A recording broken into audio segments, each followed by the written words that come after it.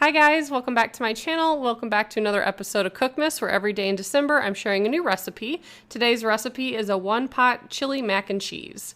You're going to start off by browning your ground beef and you drain the excess grease.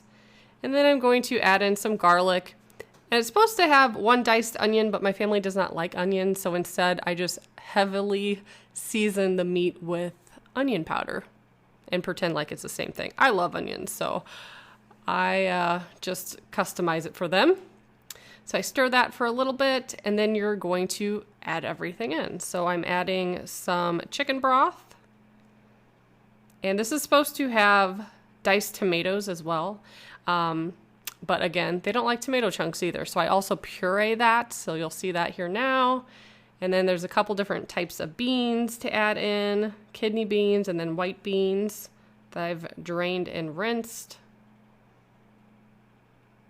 And then a bunch of seasonings, so chili powder, cumin, salt and pepper. Give that a good mix. And then I add in 1.5 cups of macaroni. I feel like that's a good amount. And that will cook and kind of fluff up in the chili here. So I let that cook for about 15 minutes, and then when the noodles are done, all there's left to do is stir in the cheese. So I add about 2 cups of cheese in